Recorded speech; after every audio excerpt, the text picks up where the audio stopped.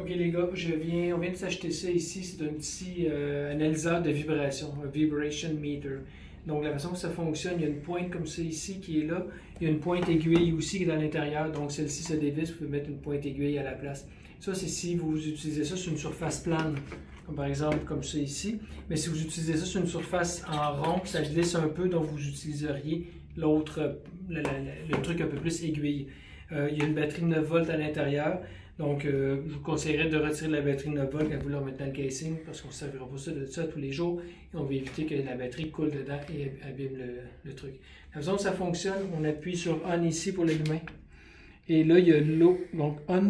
Et pour prendre la mesure, il faut maintenir le doigt dessus. Et là, il prend la mesure et quand on lâche, ça fait comme un gel d'écran.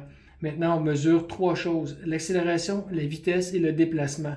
Le low high, ce n'est que pour l'accélération. Donc, si on n'a pas de mesure au niveau de l'accélération, on change d'échelle si on veut, puis on devra obtenir une mesure. Donc, c'est ça que ça sert. Je vais vous montrer un petit peu c'est quoi les trois mesures. On doit prendre les trois. Donc, je commence par le plus facile, le D, donc en déplacement. Si vous allez là-dessus, là, vous allez voir les unités qui sont ici. Donc, je les répète ici. Le D, c'est pour le déplacement. Donc, ça se mesure en millimètres. Et vous allez voir, c'est des millièmes de millimètres, les déplacements. C'est pas 3 millimètres, là. C'est pas ce genre de vibration-là qu'on a. Donc, ici, si vous voyez l'amplitude, en fait, une vibration, c'est une onde, là. Ça se promène comme ça ici, un peu comme un voltage. Donc, une amplitude qui serait grande, ce serait celle-ci, avec une petite amplitude. La fréquence reste la même. Ça, je vais en parler un peu plus tard de la fréquence. Donc, l'amplitude, c'est quelque chose qu'on va vouloir mesurer.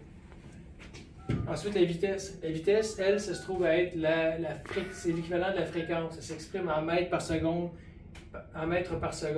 Donc, c'est la vitesse à laquelle, dans une seconde, c'est le nombre de cycles dans une seconde qu'il y a pour la vibration. Fait qu'ici, c'est une fréquence qui est plus élevée, ici, une fréquence qui est moins élevée. Ça va bien? Maintenant, plus ces choses-là sont élevées, plus ça vibre, plus il y a un risque d'inconfort lié à l'appareil. Maintenant, il y a l'accélération que j'ai mis ici. Je n'ai pas fait de graphique. La compréhension que j'en ai, c'est que c'est la force de l'amplitude. Donc, c'est une accélération, c'est en millimètres par seconde carré.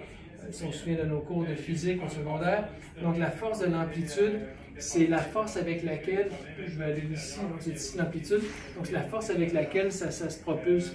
L'idée, la comparaison que je me fais avec ça, c'est comme si je faisais avec un oreiller, et j'arrivais et je faisais ce genre de fréquence-là où je cogne sur quelqu'un avec un oreiller, ou je cogne avec quelqu'un à la même fréquence avec une barre de fer, que j'ai l'impression que l'accélération, la force serait plus grande avec la barre de fer. Donc c'est ce qui est mesuré. Maintenant, comment qu'on le fait? Ici, vous avez votre mural qui est sur un rack sur lequel vous avez déjà des coussins anti-vibratoires. Assurez-vous évidemment que la boîte qui est installée ici soit non solidarisée, donc pas écrasée. Donc ça, on le fait déjà, mais juste juste le vérifier encore une fois.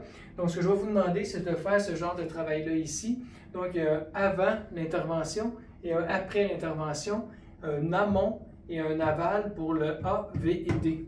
Donc, c'est-à-dire qu'on se prend un point en amont, supposons qu'on est en avant l'intervention, donc on se prend un point de lecture, disons ici sur la patte, ou ça peut être sur l'appareil, n'importe où, je m'en fous, mais ça va être le même tout le temps. Donc, on se prend un point de lecture ici, et supposons un point de lecture ici. Ça peut être sur le rack direct, là. On pourrait se mettre un deuxième point de lecture ici. Celui-ci, ça serait en amont. Donc, avant le système de vibration, et en aval, après le point de vibration. Donc, ça, on fait ça quand on arrive, avant même d'installer quoi que ce soit d'autre. Donc, on va prendre nos lectures ici, on va dire 0,1, 0,2, etc. On va écrire nos lectures ici. Ensuite, supposons que votre intervention, ça serait de mettre des coussins de 4 pouces de large, ou de mettre des doubles épaisseurs, ou quelque chose comme ça. Donc là, vous allez reprendre encore la même lecture. Donc ici, vous allez peut-être arriver à quelque chose d'autre, à d'autres valeurs, et c'est là qu'on devrait comparer. Je n'ai pas la compétence pour voir qu'est-ce qui est acceptable ou pas acceptable. Moi, ce que je veux voir, c'est une différence.